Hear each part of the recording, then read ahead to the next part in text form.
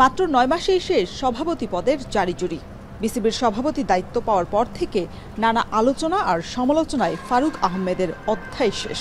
বোর্ডের 8 পরিচালকের অনাস্থা, সেই সাথে বিপিএলের পারিশ্রমিক ইস্যুতে সত্যানুসন্ধান কমিটির প্রতিবেদনের ভিত্তিতে গেল রাতেই এক বিজ্ঞপ্তির মাধ্যমে তার পরিচালক পদের মনোনয়ন বাতিল করে জাতীয় ক্রীড়া পরিষদ।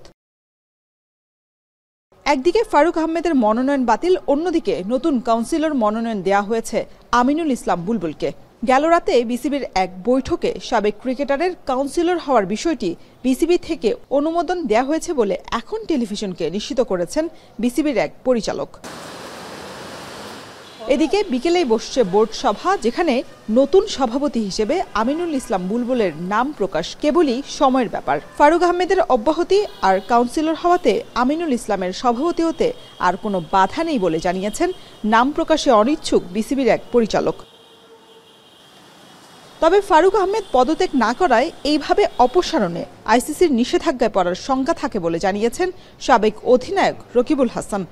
বোর্ড সভা এটা হবে না, এটা বোর্ড সভায় সিদ্ধান্ত হবে, নমিনেশন চাবে, একটা নির্বাচন কমিটি হবে। ক্রিকেট বোর্ড তো ইনডাইরেক্ট প্রেসিডেন্ট হয়, আগে ডাইরেক্টর হইতে হবে, কাউন্সিলর হয়ে, তারপরে ডাইরেক্টরের মধ্যে থেকে একজন প্রেসিডেন্ট হবে।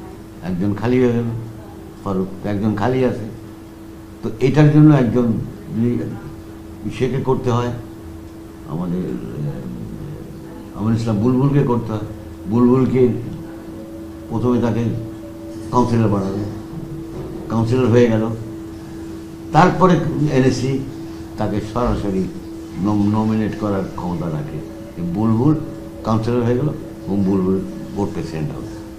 নাম প্রকাশে অনিচ্ছুক বিসিবির কয়েকজন পরিচালক স্পষ্টই জানিয়েছেন ফারুক আহমেদ নির্বাচিত সভাপতি না হওয়ায় নিষেধাজ্ঞার কোনো শঙ্কা নেই বিসিবির। শরীফ রাউশন, এখন, Dhaka. Colour expert, George sap এবং মাইল্ড অন হ্যান্ডস টেকনোলজি সমৃদ্ধ অরিক্স ক্রিস্টাল ওয়াশ আপনার লন্ড্রি এক্সপার্ট।